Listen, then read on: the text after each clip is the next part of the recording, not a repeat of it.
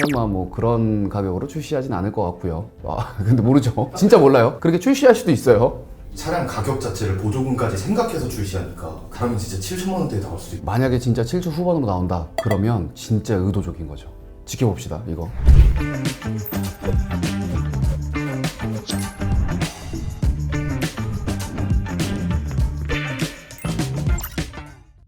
네, 안녕하세요. 서문호입니다. 26년도 새해입니다. 새해에는요, 전기차 구매자분들이 예민하게 반응하는 게 있죠. 바로 전기차 보조금입니다.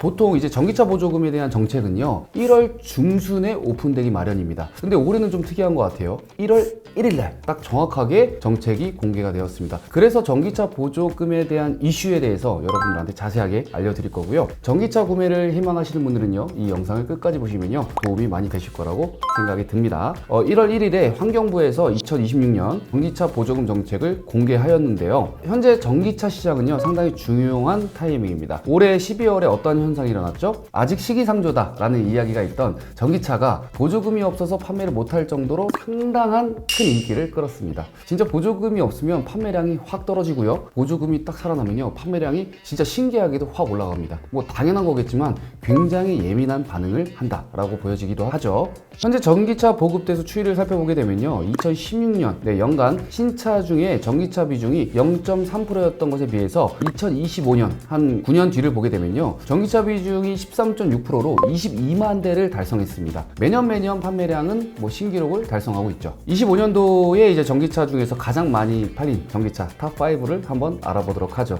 1위는 당연히 예상했던 테슬라입니다. 모델 Y인데요, 44,700대. 2위가 EV3예요. 21,000대. 근데 1위랑 2위랑 차이가 굉장히 많이 납니다. 한 2배 정도 차이 나거든요. 3위는 아이오닉5예요. 13,000대. 4위는 기아 EV6 9,000대입니다. 그리고 5위는 레이 EV 9,000대 정도가 판매가 됐습니다. 테슬라 모델 Y 혼자 탑5 판매량 중에서 47%나 차지했습니다. 진짜 말도 안 되는 판매량을 보여주었어요. 더 이상 시기상조가 아닌 진짜 전기차의 시대가 다가오고 있는데, 과연 2026년도 전기차 보조금 개편안은 어떻게 나왔는지 한번 살펴보도록 하겠습니다. 전기차 추가 보조금 신설, 기후에너지환경부가 배포한 보도자료를 살펴보면요, 전기차 보조금 총 예산이 약 900억 원 정도가 증가했습니다. 하지만 전기 승용은 7,800억 원으로 이제 동일하고요.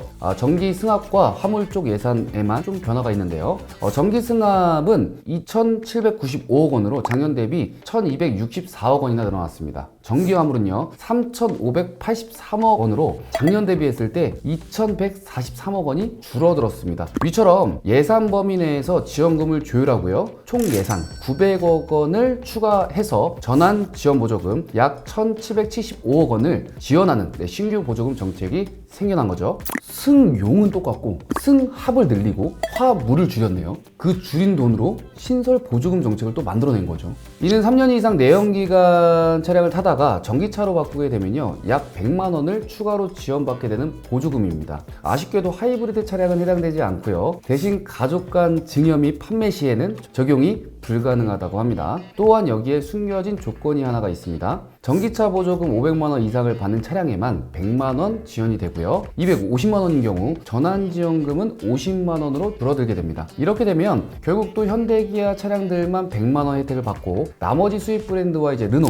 세닉, KGM, 토레스 EV 등등 다른 차량들은요, 50만 원 미만으로 지원받는 상황이 되어버렸는데요. 자국 산업을 이제 보호하기 위함이라고는 하지만 3년 동안 타던 내 차를 똑같이 판매했을 뿐인데 어떤 브랜드를 선택하느냐에 따라서 보조금이 달라진다는 건 약간 소비자 입장에서는 불합리하다라고 느껴질 수 있는 부분이기도 하죠. 자, 그래서 서론이 좀 길었죠. 26년도에 추가적으로 보조금이 생겨난 조건들 그리고 금액들을 제가 정리를 해봤습니다. 이것만 보시면 돼요. 자, 7가지거든요. 첫 번째, 전기차 전환 보조금. 차종에 따라서 상이하지만요, 최대 100만 원까지 지원이 됩니다. 그리고 두 번째는요, 청년 생애 첫 전기차 구매 시 국비 보조금의 20%가 추가 지원이 되고요. 그리고 세 번째는 다자녀. 자녀 2명 이상은 100만 원, 3명 이상은 200만 원, 4명 이상은 300만 원 추가합니다. 나는 3명이니까 200만 원을 받을 수 있겠네요. 그리고 네 번째는요, 소상공인 네, 차상위 이하 계층은 전기 화물차 국비 지원액에 30%가 추가가 되고요. 다섯 번째, 전기 택시는요, 해당 차량 보조금에 국비 250만 원을 추가 지원받게 됩니다. 여섯 번째는 농업인 전기 화물차 국비 지원액에 10%가 추가 지원되고요. 마지막인데요, 택배용 전기 화물차는요, 국비 지원액에 10%가 추가 지원됩니다. 이처럼 지금 추가 지원 정책들이 나왔죠. 네, 이 7가지 항목 중에서 내가 받을 수 있는 항목이 어딘지 한번 살펴보시는 것도 좋을 것 같습니다. 저는 다자녀 혜택을 좀 받아갈 수 있을 것 같아요. 네, 마지막으로 알아볼 내용은 이제 보조금 적용 기준 강화와 그리고 이번에 추가된 신규 차종 지원에 대한 내용입니다. 가장 먼저 적용 기준 강화부터 살펴보게 되면요, 전기차 보조금을 매년 100만 원씩 인하되었지만 이번 연도는 유지하는 대신 적용 기준이 이제 강화되었어요. 이제는 1등급 기준을 기존 리터당 이제 500W에서 520W로 늘렸고요. 이에 따라 이제 2등급 기준들도 비슷한 수준으로 상향되었습니다.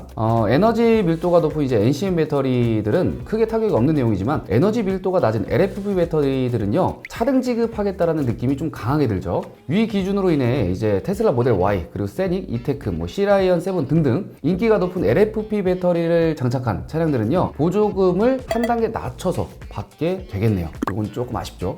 모델 Y가 너무 잘 팔려서 좀 견제한 느낌이. 약간 그런 느낌도 좀 있어요. 의미가 없어도 팔리니까. 그리고 보게 되면요, 세닉, 이테크 빼고는 다 수입차예요. 그죠? 국내 차량들은 다 받아갈 수 있는 거죠. 토레스 애들도 못 받아가긴 하네. 아, 그러네. 토레스도 못 받네.